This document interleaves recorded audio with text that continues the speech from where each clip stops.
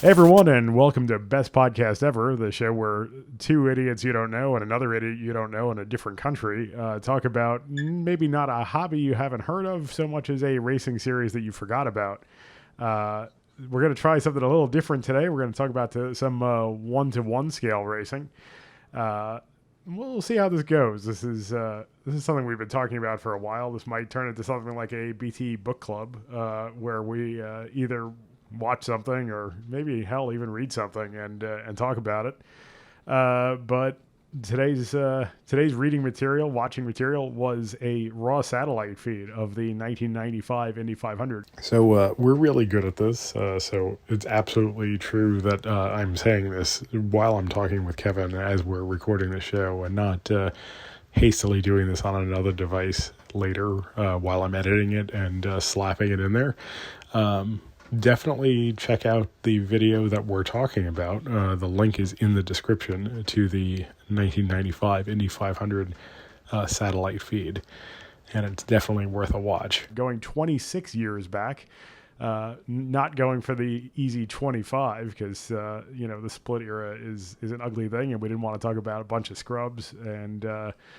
So we'll talk about what came right before it. No, not so much what precipitated it, but what came right before it. So with me is Kevin. And hey, how's it going? So what are your initial thoughts? It's funny that you just said, was it 26 years? Yeah, 26. To the day.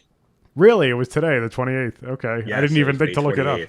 Yeah, I mean, obviously. I saw that. That's funny. Yeah, obviously that time of year, but I didn't bother to do the math of what day it was. That's pretty funny. So I don't know, what are your expectations going into this race? Like knowing what's to come the year after. Yeah. And it's already planned out.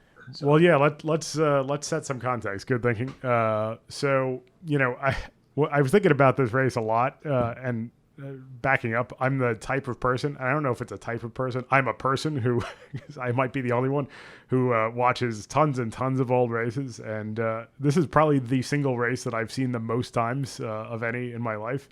So I've given a lot of thought to this specific one, and one thing I think about is those motivational or feel-good, wholesome memes that are like, one day a long time ago, you and all your friends went out and played together, and it was the last time, and nobody knew it. This is a little like that, but I think just like that, you have to remember that if you could read the writing on the wall, you knew really it was the last time. So Tony George had been, kind of raised to do what he did. USAC, which ran the Indy 500 from 1955 right up till 96, I guess, or 97 was the last one that was technically USAC, even though it was part of the IRL, and had run the whole world of IndyCar racing until the car came along. And I think Tony always felt that his birthright had been taken from him in some way. And starting in actually way back in 1991, I just finished reading a book about this. So this is going to turn into BT Book Club. Here it is for the people who can't see it. Indy Split by John Orievich. Most anticipated racing book on my shelf since Beast, the one about the Mercedes Penske. Great read, tore through it, and I was reminded that all the way back in 91, Tony George wanted to get on the board of CART, and not only wanted to get on the board, but wanted to essentially, basically take it over and put Leo Mel, who we actually see in the 95 broadcast, who is the head of Goodyear's racing program, wanted to put him in charge of it for some reason, he was basically laughed out of the meeting and went home and sulked for 3 years and announced at the opening CART round in Australia in 94 that he was starting his own series. And everybody said, okay, Tony, whatever. And then throughout the year that built up. And by January 95, they had announced a schedule that, fittingly started with the most Mickey Mouse race possible at Disney World in January 96. So it was pretty much a done deal. The only thing that hadn't happened yet, and I don't want to get too much into the split. The only thing that hadn't happened yet by May of 95 was that they hadn't announced the 25-8 rule yet. So I think the CART teams maybe came into this thinking, all right, it's not going to be this one race USAC championship that we show up for anymore. There's going to be other races that we don't show up for, but we're still going to be able to, basically come here and have our way with it. because we're the top teams and nothing's really going to change. And then, about 4 weeks later, the announcement came out that the top 25 teams in IRL points would automatically make the Indy 500 for 96, and that's really where the split happened for good. So, I think that's the context that we have to look at this in. So, had you seen this one before? I had seen it before. I look at this race as like, having somewhat of a wrestling look at it. Goldberg and Brock Lesnar. So that was the main event at WrestleMania. The thing is there too, everyone knew what was already going to happen. They were both leaving. It didn't matter who won this fight. Neither of them really cared. It's like the writing was already on the wall. They were both gone. And that's in a similar fashion with this because, Villeneuve didn't say at the time that he's going to Williams, but you kind of got the idea that with all that was going on, why not go to F1, let alone Williams? Yeah, that's true. And, it's mentioned, Samposi mentions it towards the end twice that he's already been having talks with Williams and that, now that he's picked up this win, he's going to get, as Posey, his $1 million offer. Yeah. Yeah. So I don't know if you want to jump into it just in the build up. Yeah, let's do it. The practices, like I have it saying, what happened in 94 with the Beast engine, right? And how they just really wanted, both CART and USAC pretty much wanted to just clip the wings of it. Right. And they dropped the boost down on these purpose-built pushrod engines to 52 from 55. But the Buick and Menard were still allowed the 55. And then you had the overhead cam engines like Honda, I think down to 45. Right. Yeah. By that time, the sort of base boost level, and it was what CART gave everybody the same thing. So CART gave everybody initially 48 when they started, and then by this time 45. Eventually, by the end of CART, when it became Champ Car, it was down to like 35 because they were just making so much power by that point that they just kept trying to bring it down. But in this era, it was 45. USAC, basically Ilmor was going to make more pushrod engines for all of their regular customers so that they could all, take advantage of USAC's extra boost for pushrod engines. And USAC wasn't having that. So they cut that down to 52, but they allowed the Menard to count as a production-based engine, even though it was an aluminum block, but because it was based on the Buick engine loosely. And then I read, years later, it was found that Menards were fucking with the boost or whatever. Yeah, it's funny. I had forgotten about that. I had read that a while back. That the background for that is actually Tim Mordrup, who was one of the engineers for Menards, and then worked with Arie Luyendyk when he won the following year. He basically said, I think on track for him, so not attaching his name to it, but apparently it turns out that's who this was that was talking about it.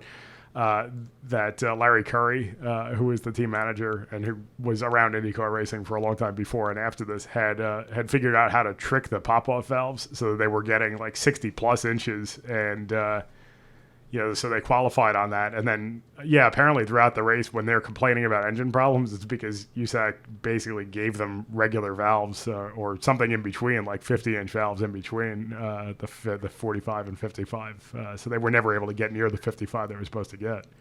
Think that had anything to do with the way the Luyendyk engine was running? It probably had something to do with the general sourness of the engine. Yeah, like when he couldn't get away from that first pit stop. Yeah, it sounded just way off. Yeah. So, I like to, when I talk about this particular race, I always like to talk about the highlighter yellow Menards car of Arie Luyendyk as being the sign that something's about to happen, because every time he's on screen, something happens. Whether it's that bad pit stop early on, a little bit later, he flips off Scott Sharp and brings out a yellow, which ends up being sort of, it looked like it was good penalty. Yeah, in a way, it was sort of like the pivotal moment in the whole race, and in another way, it wasn't. Right? I mean, it did two things.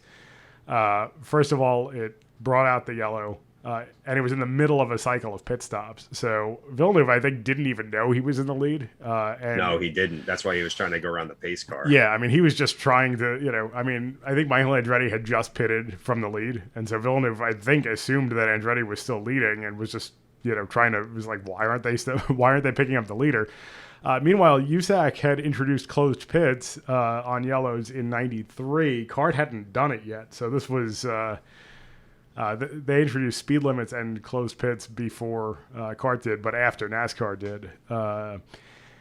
And so the cars are just circulating in the middle of a pit sequence, and it totally low on fuel. Yeah, they're low on fuel. I mean, it totally screwed Scott Pruitt, who and on this raw sat feed, which I noticed on this viewing, you can actually hear Pat Patrick screaming basically throughout the whole thing because Jackaroo left his microphone open about how he's going to run out of fuel. He's going to run out of fuel. What the hell are you doing? He's going to run out of fuel, and yeah, he ran out of fuel. So Scott Pruitt runs out of fuel. And then, USAC, I think, is kind of embarrassed about, looking like a bunch of idiots as they were apt to do and figured they better blame somebody. So they start talking about how the leader failed to pick up the pace car. Like, I don't think I've ever heard that phrase anywhere except in this context. You usually hear about the pace car picking up the leader. But we saw the guy leaning out of the Corvette pace car, like waving at him, like crazily, like to, I guess, stay with him. But like you just see it, like he's hanging out of the window, just yeah. waving. And it's got to be, and it sounds like that must have been after Villeneuve had already thought he was getting waved by at least twice. Yeah, he did it twice. Yeah, and then that was the clip that we saw was when he finally figured out what this guy was trying to tell him. I mean, I don't know. I would like to think that you would use radios or tell the team or something rather than just have a guy waving. But as I've said before, USAC was basically running this one race championship at Indy, and it seemed like they just did everything kind of wrong or just kind of a little bit off. It was like in the middle of the season, we just had this race that was the biggest race, but it was also like, you asked your aunt to buy you a race for your birthday, and she went to Costco and bought you this generic race. Speaking of, Brian, what do you think about this? Thanks, Mike. So this was actually the first Indy race I ever watched. Growing up, I watched a little bit of NASCAR around the 2004 era, so this was all new to me. Also, adding to the experience this was a full live feed with the commercials taken out and hearing the commentators chat at each other with the live mics and just seeing how unprofessional they got added to the experience. It's almost like they were trying to get in that one last limp zinger to banish their foe permanently to the Phantom Zone, but I digress. Before my brain could even wrap its head around what I was watching here, I was immediately drawn to the Indy 500 trophy and all of its ghoulish vintages, plastered across it. It's such a weird horcrux of an item. And the fact that that's what the Indy 500 is, it's a odd collection of traditions that screams, and I realize I'm air quoting here in a audio visual, nostalgia for an age you just missed. From the chugging of milk to a retention of Back Home Again in Indiana from the same dude who's apparently been doing it for the past 25 years, and washing it all down with a pork tenderloin sandwich and sitting down to say, let's watch us some Indy. From what I can tell of the actual race itself, a massive crash that crushes the hopes and dreams of several competitors on lap 1, Lynn St. James, I'm looking directly at you, as well as nearly killing others, see Fox for this example, is yet again another proud Indy tradition. From there, the actual race itself seemed like a comedy of errors to my untrained eyes, mostly involving the pace car, along with debating just how fast 100 miles an hour is as people are leaving pit lane. But it also became increasingly interesting to me that so many of these teams showed up and simply qualified for the Indy 500 without qualifying for any of the other races, or even with any intention of showing up to the other races. Perhaps I'm just not familiar with the troubadour nature of open-wheeled race car drivers. Some of the announcers did mention how people were so in demand in those days that people planned on racing this race, hopping on a plane, and immediately starting in another one. But it seemed odd to me that as a professional race car driver, you were allowed to show up to the most important race and then leave immediately without going to any of the smaller races that could maybe have used your star power to boost up the ratings in general. But hey, why not live out the meme of the guy celebrating so much on the third place podium decades before the word meme was in anyone's vernacular by showing up, winning the Indy 500, and declaring yourself the Lord of Indy? I mean, I could go on from here, but it seems more fitting to me sitting in the corner silently, because I'm totally here in the corner, allowing you guys to go into more details of the race. And I really only have one last thought before I go back and start making sandwiches. Chip Ganassi, you fat fuck! Like you said, yeah, like you stop a month. Like how long was this build up to the 500? Is it a month almost? Like the whole month of May, right? Yeah, I mean, they always talked about it as being a month. So basically, the previous regular race that year was Nazareth, which I was actually at. I think it was in probably the last week of April, and then typically they would have a week off that just wasn't scheduled in the kart calendar, and then the actual race meet itself, I guess you would say, is 3 weeks back then. So there was 2 weeks before the race on Saturday would be pole day, and then another day of qualifying, and then a third day of qualifying, and then bump day would be the fourth. So there would be 2 weekends of qualifying, and then race day right before Memorial Day. So basically, yeah, the whole month. So speaking of qualifying and the testing, the Penske guys. Yeah, the elephant in the room, one of the elephants in the room. It's funny because the conventional wisdom for a long time was, Penske just got caught out. They were so reliant on their engine, going to be what carried them, that they just didn't bother with testing and all that. But when you think about it, they had a really good season. I mean, they won a bunch of races throughout the year, and Little Al ended up second in the championship. So clearly they weren't that bad. But I guess maybe they were a little bit worse at Indy than they expected. But one thing that I've read more recently was that they tried some shock stuff at Phoenix that they were sure was going to work at Indy because it worked at Phoenix, and they were so sure about it that they got locked into that and never tried anything else. Yeah, I could see that because of the way Phoenix is shaped, kind of like flat corners. I mean, obviously you don't have the straightaway speed there, but when you take the downforce away for Indy, it's like, what's it going to, Yep. Then how far down on these engines are they, Exactly. Yeah. And especially back then, I mean, Phoenix was really flat back then. That was before they did the progressive banking and everything. So, I guess, they were fairly sure. And I mean, when you really think about it, Penske ended up borrowing some cars from Bobby Rahal, borrowed 2 Lolas, borrowed a Reynard from somebody else, and all of those cars they couldn't get to handle. So it's clearly not the chassis itself. I mean, they were probably putting their bad setups on those cars too. Yeah, let's see. Little Al borrowed a car from Roberto Guerrero. That was a Renard whose first laps were at 218 miles an hour. Yeah. Let's see. The Rahal Hogan car was a backup Lola. Yep. That was originally given to them by Penske when the Honda engines. Well, the year before. It wasn't the Lola. Rahal and I guess it was his teammate was Mike Groff the year before. But they actually ran Penske chassis the year before at Indy because Penske gave them two Penske backup cars with regular Ilmor twin cam power, not the Mercedes push rod. That was payback, like Rahal trying to pay back the favor, and but I mean those cars ran fine when Rahal and Bizel were driving them, but it's not, it's not that Emo and Little Al were bad drivers, obviously, both great drivers. So I tend to think they probably put their bad shocks on the cars. Didn't Little Al wreck leading up to qualifying too? Like in one of the days leading up to it? Yeah, I think so. I think he wrecked on one of the practice days, and then there were, the practice days between the 2 qualifying weekends, 3 of the 4 got rained out. So, that didn't help their testing program any either. I mean, rain was and is always a factor at Indy. You have all these days, but they tend to get washed out. And then the night before the 500, it did as well. think maybe even early in the morning they were saying in the broadcast. Yeah, early on they were talking a lot about scattered thunderstorms and turning Bobby Unser into their weatherman for some reason.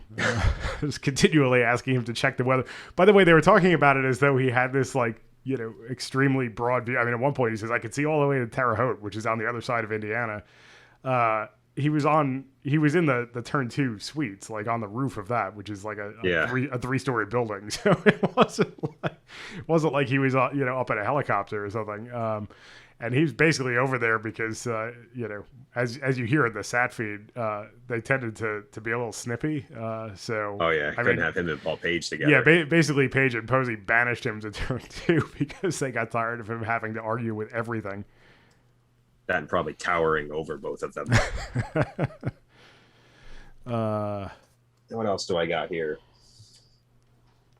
Davey Jones tried to do the double.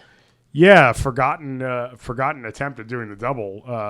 Who was he even driving for in NASCAR at that point? I was trying to remember that myself because I remember him being one of the guys that tried to do it, but then I couldn't picture him in NASCAR. Yeah, I know he crashed the car in like final practice or something, so he didn't even make the 600. I'll have to see that. I'm trying to find out now, who did he race for? Unfortunately, there's so many Davey Jones crashes that right, it's hard to single one out. Yeah, we're just going to go along the lines of Davey Jones just wrecked a lot. Yeah, I mean, that's basically true. Including in this including race. in this race, yeah. So, he wrecked, pretty early on.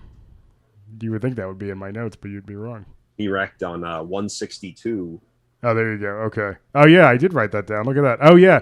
That I did write that down because that kind of sets off the chain of events. Yeah, that sets off the cascade right towards the end, and that fittingly that's right. That's really the first time. I mean, Pruitt and Villeneuve had been buried in midfield, or Villeneuve had been way back as of the -2 laps that he was smacked with, and Pruitt had lost a lap also because he ran out of fuel. So basically, those two guys are working their way up through the field throughout. They mentioned a couple times that they're running the fastest laps of the race. And they're just, picking away. And by the fourth quarter of the race, here they are suddenly in the top 5. And Davey Jones wrecks just as Villeneuve is about to duck into the pits. And again, the closed pits thing that got Pruitt before now gets Villeneuve. He has to bail out. And both Scotts, Pruitt and Goodyear, just go sailing ahead of Villeneuve, drops him to third. And it's actually in that same sequence that Rahal gets the questionable speeding penalty. Oh, yeah. The balderdash speeding It was penalty. balderdash. And this is another, just another one of those USAC things. Throughout the race, you're hearing guys getting, clocked at ridiculous speeds in the pits. And it's like, is that even plausible? Like like Gugelman was going 132 when the speed limit was 100. Like, that doesn't seem like a mistake an actual person would make. So I think they had Rahal at 109, and he said his telemetry showed him at 91 or something. But it's almost like they knew they were wrong because they let him serve the penalty under yellow, which is not a thing. Yeah. So he comes back to finish third, and he's so pissed off. He's like, "Fuck you! I'm not coming back again." Yeah, I'm not coming back until I bring Buddy Rice back. Ooh. Back injury, Buddy Rice. That's right. So. Yeah, I mean that really kind of sets everything up, right? Because Vassar stays out because he was on a different schedule, and Mr. Target, Jimmy Vassar. Funny thing about Vassar too, I was thinking about this. Vassar is in a Reynard, but he's on Goodyear's, and he's got Cosworth power still. And at one point, I noted Sam Posey mentioning the unusual quote unquote combination that Goodyear is running of Firestone tires, Reynard chassis, and Honda engine, which, if you know the story of the last, 5 years of kart in the 90s, when they were still doing okay despite the split, basically if that wasn't what you were running, you were nowhere. Or you were Michael Andretti somehow finishing second at the championship despite having all of the wrong stuff. I don't think anyone ever wants to be Michael Andretti. No, especially his dad had bad luck. Especially not when you're adding up the points. constantly being thwarted by Bobby Rahal.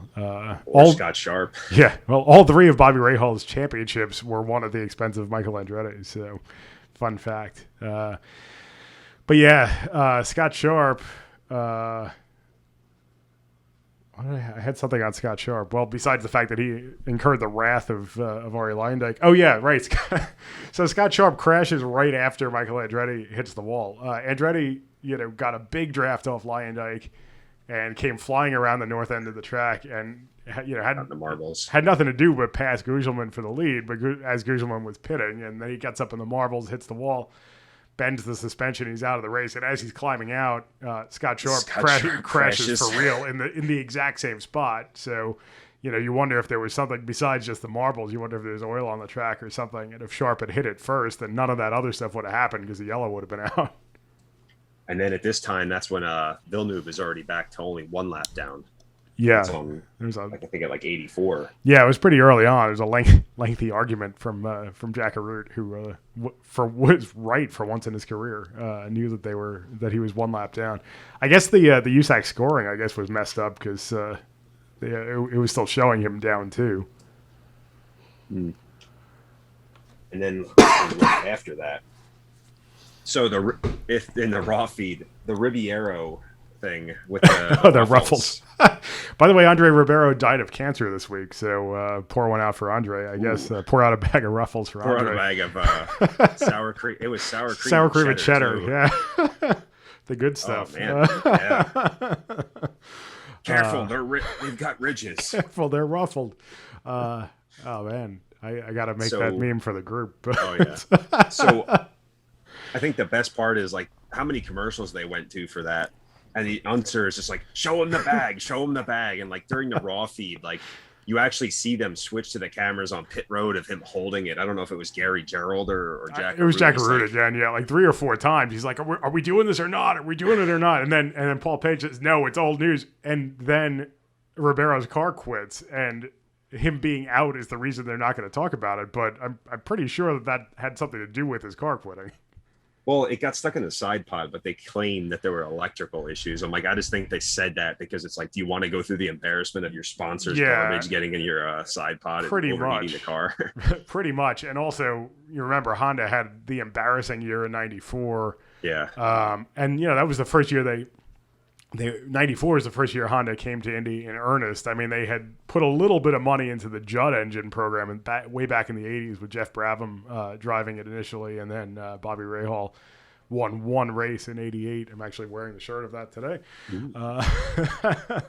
But by that time, the Honda branding was off it. I mean, they kind of dipped their toe in the way Mercedes did with Sauber, where they were like, concept by Mercedes. Don't blame us when it blows up. So inspired. Yeah, exactly. So I think that was, I mean, electrical is what you say when you don't want to admit you had some sort of engine failure. Although, I mean, overheating wouldn't have been Honda's fault, but I think, they were probably conscious of how Honda would feel if they said, oh yeah, the engine overheated and died. So well, if you didn't actually watch the raw feed, you would never have known that. That's true. They did mention that he had in what did go out on TV. They mentioned that he was having overheating problems, but it wasn't necessarily clear that there was a connection because they mentioned it and then never mentioned it again until then he was out. So I guess you take Steve Horn's word for it when he says that it's electrical. But I was at 124, and at that time Villeneuve is now back on the lead lap in 12th. Yeah, I guess that's the yellow that let him get back on the lead lap. That's an interesting thing too, because at the finish, I guess. It's Gary Gerald that goes to Barry Green in Villeneuve's pit, and he says, we just won the first 505-mile race, which was technically true because he was docked the 2 laps. And for years I was like, wow, I kind of, I guess, bought into the same hype that Paul Page did because he was really good at getting excited about stuff. He was like, oh, he would have been up 2 laps on the field. Well, I mean, not really. He didn't unlap himself under green twice. I mean, he unlapped himself because he caught yellows at the right times. And that's not to take anything away from it because that's not, easy, but it's not the same as putting 2 laps on everybody else. Well, Bill Elliott did the same thing. Was it Daytona or Talladega with no caution help? Was it 87? He unlapped that's right. himself twice under green.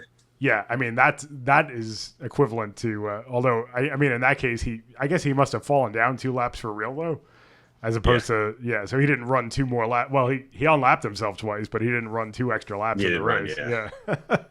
But still, I mean, unlapping yourself under green is essentially. I mean, he did lap whoever else 2 times that way.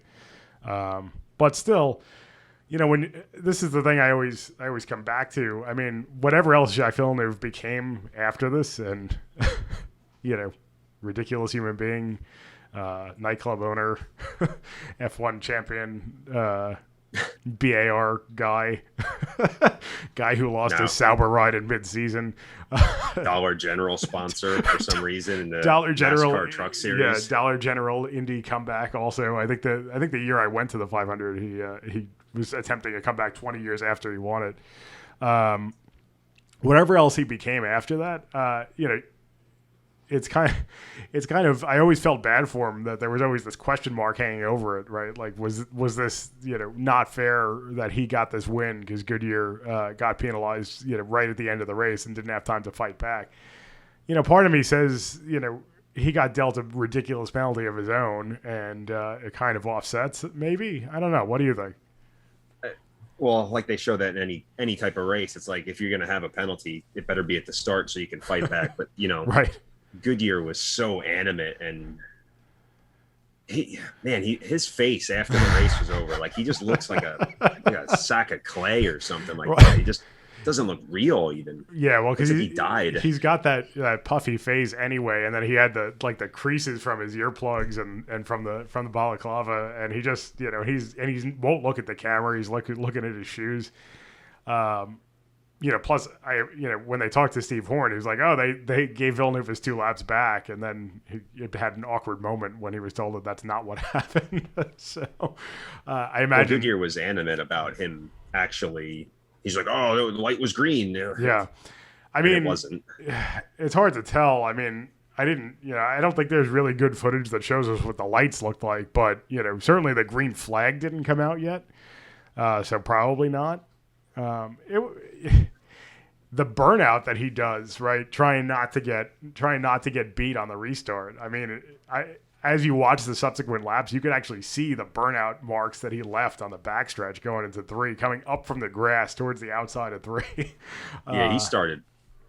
I mean, it wasn't even close, and he burned past the pace car. I don't think the pace car even started to make the left at the line yet, and he's gone. Right. And that, this is the kind of thing where, nowadays the pace car, might have even come in the lap before and let the leader control the whole last lap before the restart, but it's just not the way it was done back then. And it was, this is maybe kind of a kart versus USAC thing. I mean, in kart races, the pace car would really get the hell out of the way quickly. And this was a little bit leisurely, but I mean, Goodyear really, I think, saw how he was able to jump Pruitt on the previous restart, because Pruitt was trying to hang back and Goodyear was having none of it and hung even further back and just blasted by him on the restart. And I think he was just afraid that was going to happen to him now.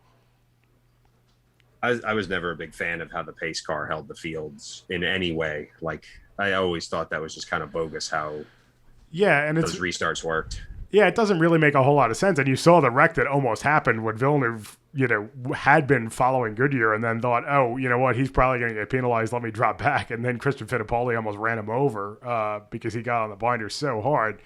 Yeah. That's one of those things where it's like, oh, it's for safety, okay. But is it really all that safe to have a bottled up restart? Because the guy in 6th or 7th is not necessarily seeing that. And right, exactly. I mean, you have guys check up. Situation. Exactly, yeah. Everybody checks up because they see the pace car suddenly in their way.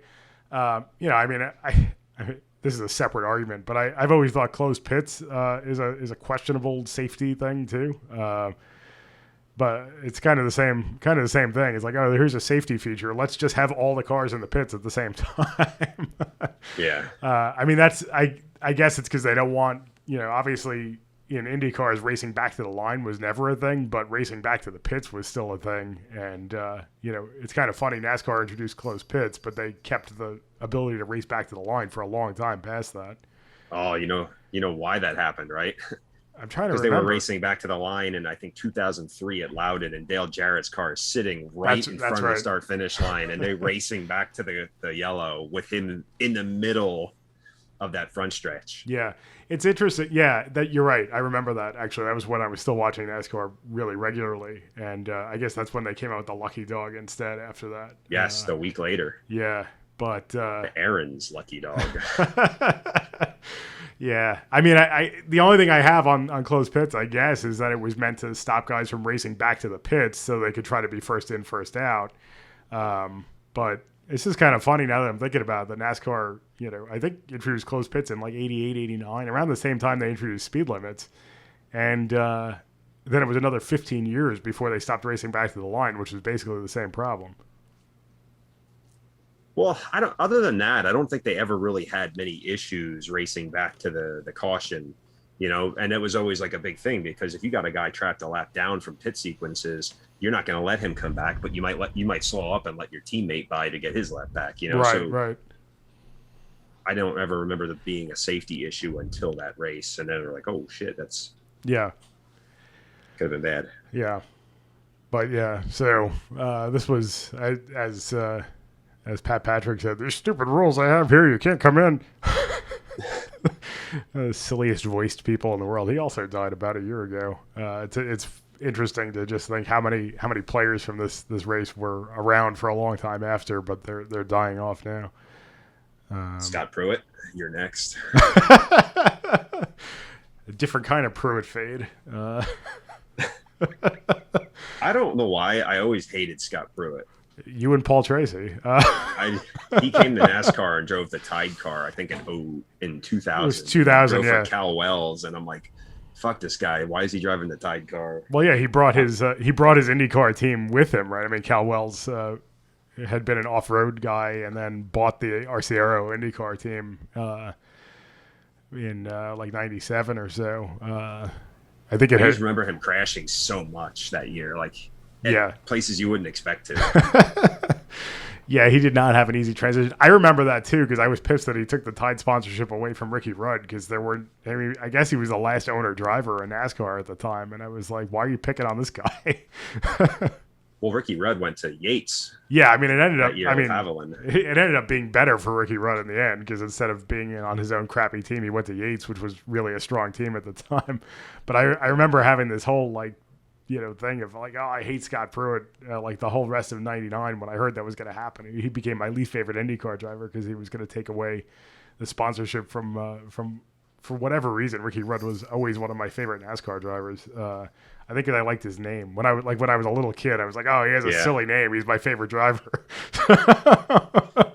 And then he goes to Yates, and in the first race in the Bud Shootout, flips it on coming to the checkers on the Daytona grass. That was always a good one. He came right across the front of Jeff Gordon and just dug into the grass. Yeah.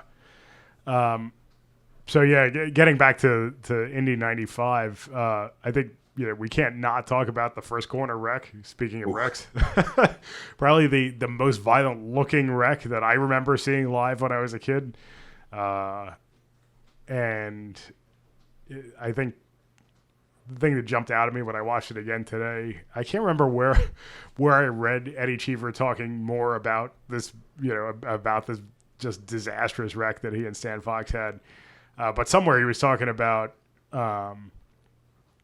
remembering that, and you see him almost start to run over to Fox after he gets out of the car. He talks about he ran over there like he was going to do something, and then he got there and he saw that his eyes were rolled back and stuff, and he was like, all right, I'm just going to get out of here, and he just kind of sidled away. But you kind of get a glimpse of that in the broadcast when they're talking to Cheever when he comes out of the hospital, and they're like, do you know how anybody else is doing? And he's like, no, I don't know. We're all in separate rooms. I got no idea, but Stan hit the wall real hard. Lynn St. James is okay. Yeah. Well, she had a better day there than she did at Riverside in that when she got roasted, Doc Bundy.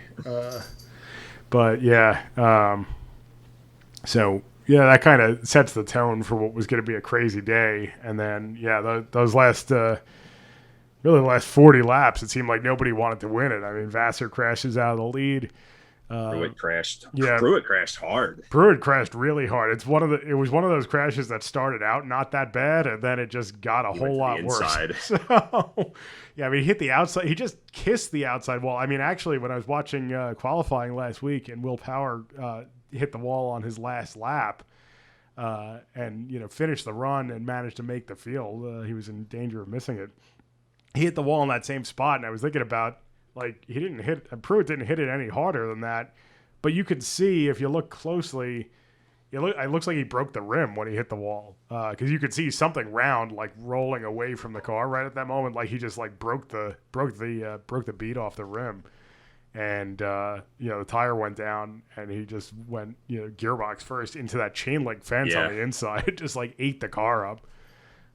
So that was a wreck that started out gentle and got a whole lot worse. So, that's the end of Pruitt. And then Goodyear, of course, has his run-in with the pace car. So funny thing about the Stan Fox, though, you see his arms and legs hanging out. Other than the head injury, no broken bones, no injuries. Nothing. And that was the end of his career, obviously. But yeah, I don't think he ever. Crazy. Yeah, my recollection is that he never raced again. I think he died in a passenger car wreck like 5 years later, which is really kind of a sad story. That he survives this the 200-mile of Clay Regazzoni. Yeah, pretty much. He survives this vicious crash at Indy, and then dies crashing a passenger car. That's happened to a couple drivers. Yeah, I can't think of any other good examples, but I'm sure they're out there. Balderdash. So here's the move that, the biggest dick move to me is Leyendijk unlapping himself. At the last possible second so that he has to be in the pictures. It's funny because I read somewhere, and it was wrong. Or, no, I didn't read it somewhere. Actually, during the race, they mentioned that the Menard V6 had never finished all 500 miles, which is true. Now that I'm thinking back on it. But at the time, or on one of my viewings, I thought, oh, no Buick V6 had ever finished the 500 miles. But Al Unser Sr. actually did when he finished third with a real pig iron Buick back in 92, I guess. He was behind Little Al and Goodyear. But I guess maybe he was trying to vindicate the engine and hope that he would get a ride for the next year because... he had been without a full-time ride in kart for over a year and probably figured, hey, why not? It worked out pretty well for him, I think. Yeah, I would say. I mean, he managed to land a full-time ride in the IRL. And actually in the Indy split book I was talking about before, it ends with a couple of mini chapters was Leyendijk talking about how he decided he was just going to, not worry about what it was going to do to...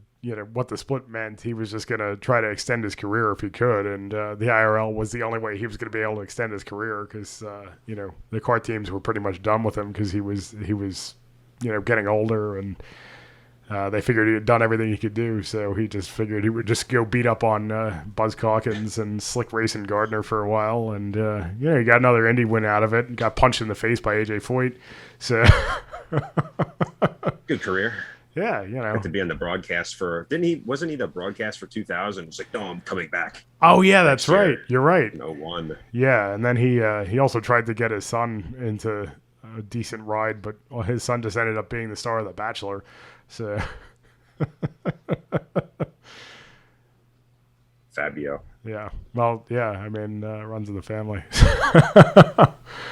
They didn't talk about his art collection in this one. I feel like they mentioned Stefan Johansson's art collection because he was known for that too, but they didn't. Formula. He's like, Formula One driver, fancy. You got your little fucking art collection. Yeah. Oddly enough, I got a Facebook ad recently for like Stefan Johansson's art. Like, I guess he's trying to sell it. Really? To anybody who's ever liked a post about racing ever.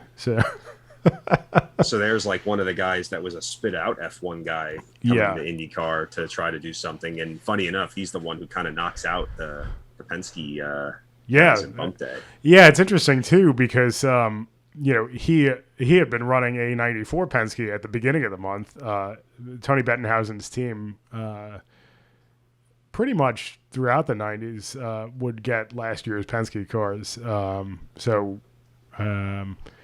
like the last year Bettenhausen himself was driving was 92, and that's I think when they started doing this. They would get the old Penske cars. So and Johansson, just like the Penske team, drove Penske cars the whole rest of the year without issue. Just something about the car did not suit the track. I don't know how much of the setup he got from the team, but he had got that Reynard from somebody during during bump day, I guess, and got in, and ended up knocking Fittipaldi out.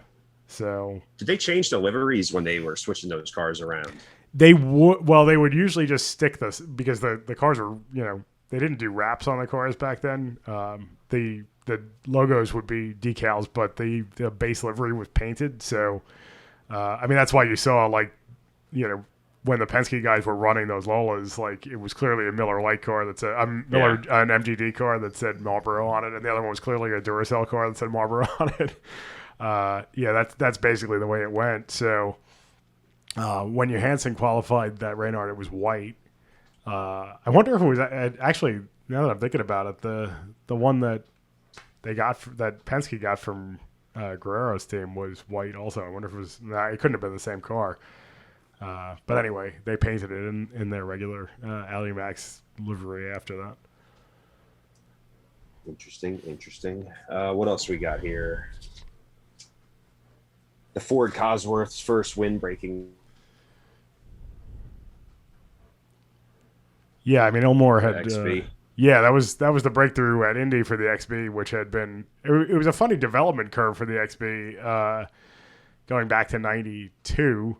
It was the fastest. 92 is the year that Michael Andretti just blew everybody away at Indy, and it took most of the season for the engine to hold together long enough for anybody to win with it, which is, I guess, what happens with a new engine. And then it took another 3 years before they won an Indy 500 with it, because Elmore with their original Chevy V8.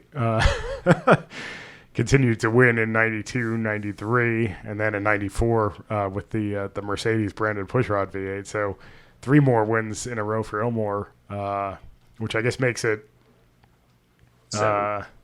Thank you. To follow up Cosworth's 10 in a row before that, and then Cosworth gets back in the win column, and they would take 1 more the next year with Leyendyke when the IRL was still using the kart style cars, and then that was it. Finally vindicated there, and they won the championship that year with Villeneuve, and then basically then it was Honda's game for the next couple of years. Was that the same team that Paul Tracy was running for, with the cool green? Yeah, right? So this is kind of a weird thing. That player's car that Villeneuve was driving in '94 was Forsyth Green Racing. So Jerry Forsyth, who was an owner in the 80s, ran the Skoll car for Teo Fabi, had gotten away for a couple of years, came back, teamed up with Barry and Kim Green, who had been the main guys on the Craco team. They didn't own it, but they were the main guys that ran it, and started Forsyth Green. And then they split after 1 year for whatever reason, and the player's sponsorship went with Team Green. Jerry Forsyth then ran Teo Fabi again in that 33 car that was in the race. It was like combustion engineering or something. But then they swapped a little bit later. So the following year, actually the next year, I guess, when Greg Moore came along, the player's sponsorship went with him back to Forsyth, and Team Green ran Raoul Blazel, of all people, with the number 1 that that Villeneuve had earned in a Brahma beer-sponsored car. Brahma is a Brazilian beer. But it was just bizarre to see this guy who never even won a race driving around with the 1 on his car because the team wanted to keep it. And then the following year, I think, is when the cool sponsorship started. But yeah, the players' sponsorship started with Forsyth Green, then was with Green, and then was with Forsyth. Team Green is really the basis for what's now Andretti Autosport that's still around. That's right. So, yeah, because Michael Andretti ended up driving for them when he left Newman Haas, went back with Barry Green, who had been his crew chief at Crayco, and ended up buying the team. So the team lives on. So here's another thing. Final Indy 500 for Bobby Rahal, Danny Sullivan, Teo Fabi, Scott Pruitt, Stefan Johansson, and what would have been Fittipaldi. Yeah, wow. That's interesting. Yeah, that's right. Little Al did come back for a while, and Michael Andretti had some moderate success in the IRL races that he came back to. I think he finished in the top 5 in maybe, I guess that was 07, the year that he came out of retirement to run with his son Marco. Or was that 06? And Marco got passed on the last lap by Sam Hornish. Oh, that was... Michael was trying to hold Hornish up because he had fresher tires, I think, or more fuel or something. But he was in better position to run that last stint than Marco or Michael was, and Michael tried to hold him up, and Hornish just blew by him, and then he just he got Marco on the front stretch on the last lap, in what was at that time the only time that anybody had led coming off turn 4 on the last, or that anybody had led lap 199 and not lap 200. And then it happened to J.R. Hildebrand a few years later when he stuffed it in turn 4. As embarrassing as it gets. Yeah, that was pretty bad. So Dan Weldon driving for Brian Herta. That was a crap car too that year, right? That wasn't. That was not a full-time car. No, I mean now Herta. Now Herta is part of the Andretti empire, but at that time he was just starting that team on his own, and that was not even full time, and they were unsponsored when they got to Indy, and they picked up a sponsorship, in the way that part-time teams are wont to do, and they were just in the right place at the right time when Hildebrand stuffed it. What was his sponsor? Was it Klein Tools? Or am I thinking of that was his 05 win? That was his 05 win. So that was Klein Tools that had been with Team Green going all the way back to being one of the sponsors on Villeneuve's car in 94, 95. I think it was like William Rast or something, and I at the time I didn't even know what that was. I think I looked it up, and it was like a clothing brand that I had never heard of. So, but it's definitely a sort of a pivotal moment in racing history if you think about it. There's a lot going on there. All those final appearances, and I was just thinking about like hearing on the broadcast that there were only 3 winners in the field, and all of them were one-time winners, right? Bobby Rahal, Danny Sullivan, and at the time one-time winners, Arie Luyendyk, who ended up being a 2-time winner. In the previous year there had been at least 3 more wins left in the field, 4 more, because 2 for Fittipaldi. Unser won that one, so he came into the race with 1, and Mario Andretti was still there with another one. So that was the first year for Andretti. Yeah, so this was the first year of him not racing, 25 years after his win. And now that seemed, I was, as a kid, I remember thinking, wow, 25 years ago he won this and he's still trying. And now I'm like, oh, this is 26 years ago. Great. It's good to feel old sometimes. I always remember when I started watching, like, for real IndyCar, I'm like thinking, like, whoa, Greg Ray, what a cool, like Buddy Rice. Like, wow, these guys are awesome. Yeah. I mean, it's funny too, thinking about like, 96, the kart rookies included Alex Zanardi.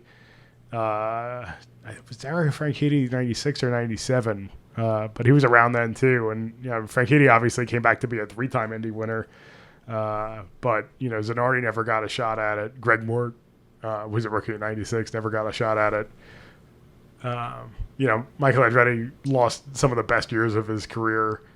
I'm not going to mention Little Al in this list because his next couple seasons were terrible. I mean, the whole rest of his career was basically garbage after his final. I think Nazareth was his last win in 95.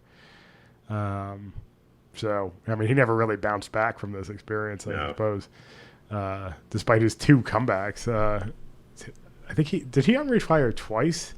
Well, it doesn't matter, but I remember him years later not making the field and being very upset. That was maybe in '99. Yeah. Well, I know he had a semi-regular run because Gallus was one of the teams that tried to do both series for a while, and then they decided to do IRL only, and that he went back with Gallus at that point. Left Penske and went back with Gallus. His third time with Gallus, and yeah, I think he actually might have had an IRL win somewhere along the in that tickets.com car. Really dating this to a specific, I mean, in the series that was sponsored by a search engine that's not Google, because that doesn't sound dated at all. First sponsored by Pep Boys and then by Northern Light. Not to be confused with Global Crossing at the Glen or Lycos at the Glen. Ooh, Lycos. I always remember Lycos for the Johnny Benson. That's right. Add-on decals. It's like, and I feel like it was discretionary too. Like in practice, you would always see his 10 car like white, and then it was like race time. We're like, all right, yeah, you could have the decal on there. Here's our. Somehow he was paying them like, oh, okay, Johnny, your check cleared. Here's your sticker. Here's one used right rear tire. You could use this in tire balancing this morning on Tuesday. Johnny buys worse stuff. Johnny given worse stuff. Well, we've been talking about this for like an hour, so we should probably try to wrap it up. But any final thoughts? It's a great turning point for better or worse in the Indy 500 time. I think we should cover the split in a little more in-depth detail in the next one, and then talk about the 96 500 and then go into the 25-8 rule. Oh, God. And the all-star IRL drivers that we were told to like. Only Batman fits in my Batmobile. You'd love to see like a picture of like the slick racing car jammed into a Batmobile with an IRL sticker on it. One thing I had not really picked up on, and not to draw this out anymore, I never really noticed until I watched it today that the Menard cars actually had IRL decals on the roll hoops in the 95 Indy 500. I guess some of the teams that knew which side they were going to come down on started putting the stickers on. It was always kind of a funny thing because they would have the USAC inspection stickers on the car, but the kart teams would always have their kart, or in this case, by this time, IndyCar, because they were calling it IndyCar for the last couple of years, stickers up on the roll hoop.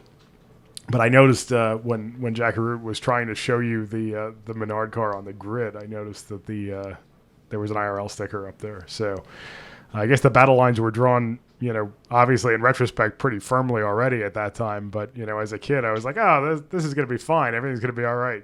This won't happen. They're not going to flush an entire sport down the toilet. So. And then Jimmy Vasser came over to Indy during the race morning. He peeled that IRL sticker off Brayton's car in '96. Yeah. And,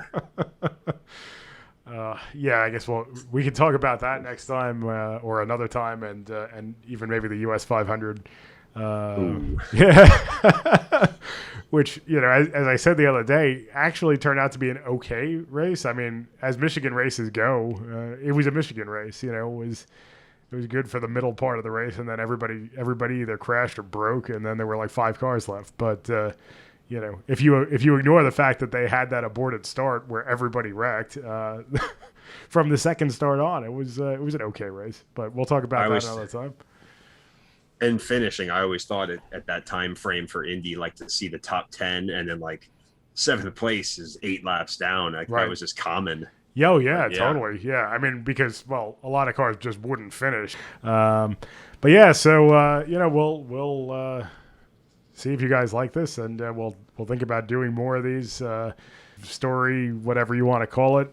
We were thinking about doing a series called Champs that was specifically covering kart, and then we were like, oh, we'll do a NASCAR one, and then all that, and then a year passed, and we're doing one of these. So let's see how this one goes. I mean, I think this format's fun. Maybe we can even do it in real time. I mean, not in real time because Brian's totally here, right, Brian? Yes, I am also here. So, let us know if you like this format. It's a little bit of a ramble as always, but this has been Best Podcast Ever. And I'm Mike, and that's Kevin, and we'll catch you next time. All right.